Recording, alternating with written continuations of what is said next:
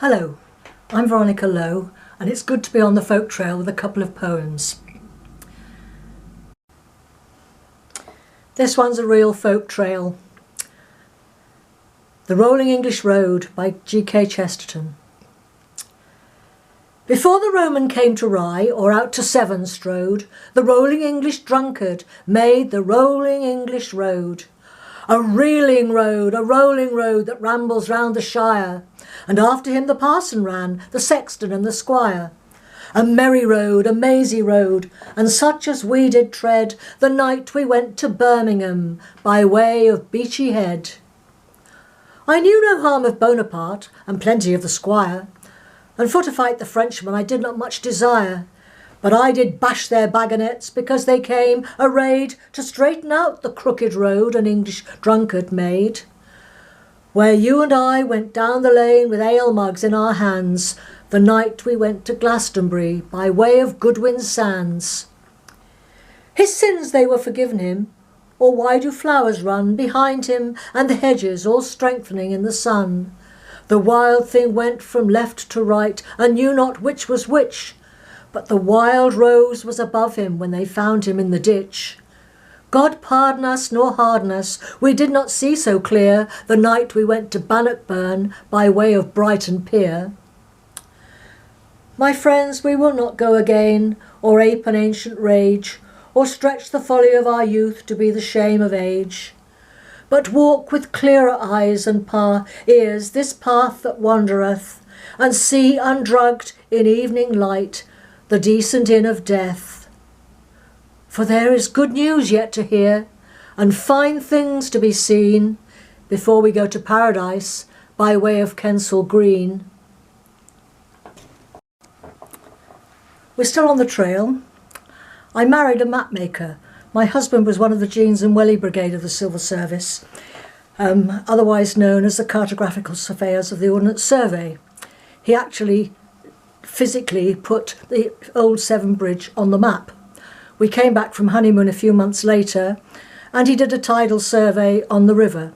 So I can understand this poem from Ursula Fanthorpe, Gloucestershire poet who used to teach at Cheltenham Ladies' College, on buying OS sheet 163. I own all this, not loutish acres that tax the spirit, but the hawking eyes freehold, paper country. 32 inches of aqueduct, windmill disused, clubhouse, embankment, public conveniences in rural areas. This is my landlocked landscape that lives in cipher and is truer than walking. Red and imperial, the Romans stride eastward. Mysterious, yellow, the Saltway halts and is gone. Here, bigger than the hamlets they are, wild wayside syllables stand blooming. Filkins, Lechlade, Broughton Pogs. Here only I discard the umber reticulations of sad cities, the pull and drag of mud.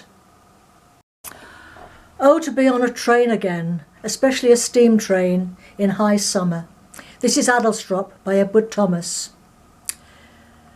Yes, I remember Addlestrop, the name, because one afternoon of heat, the express train drew up there unwontedly. It was late June. The steam hissed, someone cleared his throat. No one left and no one came on the bare platform. What I saw was Addlestrop, only the name. And willows, willow herb and grass, and meadowsweet and haycocks dry, no whit less still and lonely fair than the high cloudlets in the sky. And for that minute a blackbird sang close by, and round him, mistier, farther and farther, all the birds of Oxfordshire and Gloucestershire. A poem now from the master of sprung rhythm and observance of nature. Spring by Gerard Manley Hopkins. Nothing is so beautiful as spring, when weeds in wheels shoot long and lovely and lush. Thrushes' eggs look little low heavens, and thrush through the echoing timber does so rinse and ring the ear, It strikes like lightnings to hear him sing. The glassy pear tree leaves and blooms, they brush the descending blue. That blue is all in a rush with richness. The racing lambs too have fair their fling. What is all this juice and all this joy? A strain of the earth's sweet being in the beginning, in Eden garden. Have, get, before it cloy. Before it cloud, Christ, Lord, and sour with sinning. Innocent mind and Mayday in girl and boy. Most, O maid's child, thy choice, and worthy the winning.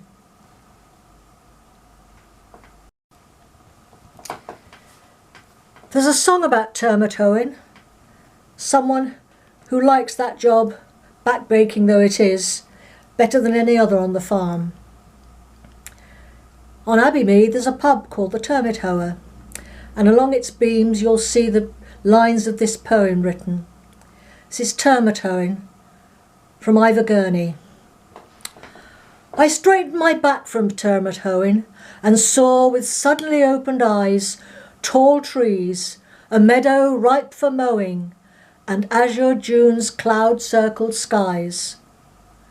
Below, the earth was beautiful of touch and colour, fair each weed, but heaven's high beauty held me still, only of music had I need. And the white-clad girl at the old farm, who smiled and looked across at me, dumb was held by that strong charm of cloud ships sailing in a foamless sea.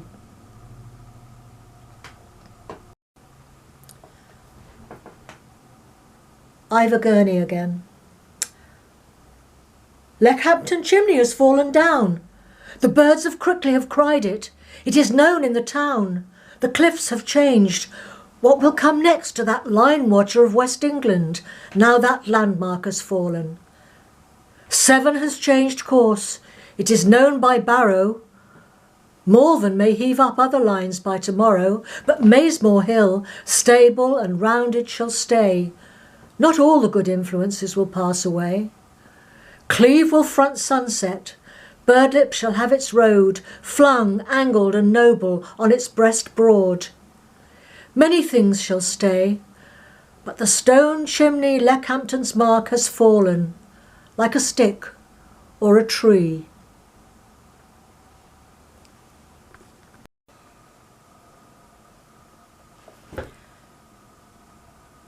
Why is it that poets tell so little of the sense of smell? These are the odours I love well. The smell of coffee freshly ground, or rich plum pudding holly crowned, or onions fried and deeply browned. The fragrance of a fumy pipe, the smell of apples newly ripe, and printer's ink on leaden type. Woods by moonlight in September breathe most sweet, and I remember many a smoky campfire ember.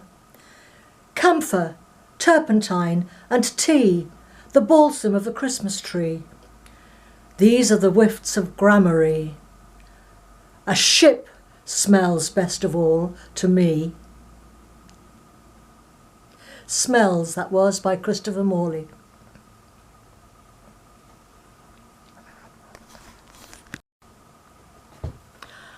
A musical at home by Evie Rea. We've had an awful lot of that lately, haven't we? Especially this weekend, musical at home. And this one would pass for a Twitter feed as well. A little party in the house. The first to come is Mr. Grouse, and he has hardly settled down when they announce Sir Fractious Frown. And just as talk is getting slack, my lord and lady answer back. This is a pleasure, I am proud. Step in, you'll find we're quite a crowd. And Mrs. Contradict, I see, is just behind you. Pardon me. Another ring. Ah, Lady Snap, permit me to remove your wrap. How good of you to come so far and bring the grumbles in your car. Now, bless my soul, I know that face. And yet, of course, it's Miss Grimace. These fashions alter people so. Come in and take your hat off. No? And who's this trotting up the stair? Little Miss Quarrel, I declare. So musical, so quick, so merry, so clever with her fingers, very. Ah, Mr. Bump, good afternoon. I thought we might expect you soon. Another knock. Dear Major Punch, how kind of you to rush your lunch. Let me present Miss Whack. You've met her? Old friends, you say, so much the better. Lord Biff, allow me. Cannon Bat, at school together, fancy that. The world is really very small. Excuse me, someone in the hall. Aha, the gallant Captain Kick. Late? Not at all, you're in the nick. And you, Miss Shindy, come along. We're counting on you for a song. And now I think we're nearly done. All here and happy, but for one. Ah, Mrs. Tears, how do you do? So glad you've brought your music too. What dreadful weather. Do come in. And now we might as well begin. A musical at home.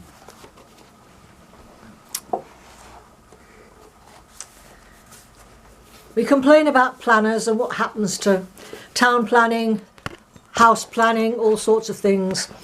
And 50 years on from this Betjeman one, it's still pretty true. The planster's vision. Cut down that timber. Bells, too many and strong, pouring their music through the branches bare, from moon-white church towers down the windy air, have pealed the centuries out with even song. Remove those cottages, a huddled throng. Too many babies have been born there, too many coffins bumping down the stair, carried their old garden paths along. I have a vision of the future, chum. The workers' flats in fields of soybeans tower up like silver pencils, score on score, and surging millions hear the challenge come from microphones in communal canteens. No right, no wrong, all perfect, evermore.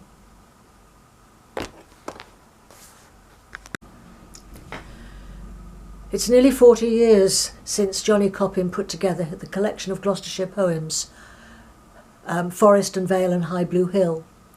And he set this to music, Frank Mansell's poem, The Roads Go Down. Seven Sound used it as a farewell song at 8 o'clock in the evening. The roads go down to Gloucester town, and Seven seeks the sea. But what road leads where I'd be gone? What river leads to thee? In stalwart bands the beeches stand above the sheltered ground. But in what haven, in what land shall vanished hope be found? White bloomed the thorn on that May morn, sweet called the velvet dove, like rippling breeze on young green corn was the caress of love. The daylight fails, and in the vales the lamps of evening shine. Where is the ship of many sails shall link thy fate and mine? The roads go down to Gloucester town, and Seven seeks the sea. But no road leads where I'd be gone, no river flows to thee.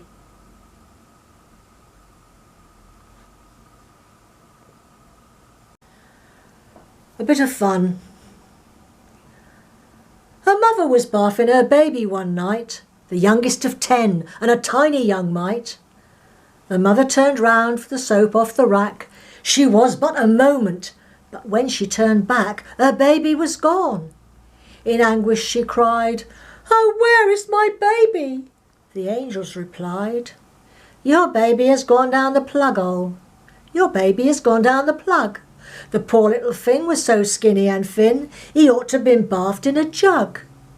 Your baby is perfectly happy. He won't need a bath any more. Your baby is gone down the plug hole. Not lost, just gone before." Well, that's it. I'd just like to thank Danny and everyone involved in putting this whole weekend together. It must have been a huge amount of work and it's very much appreciated. Please God, we'll all be back together doing it live next year. See you then. Bye-bye.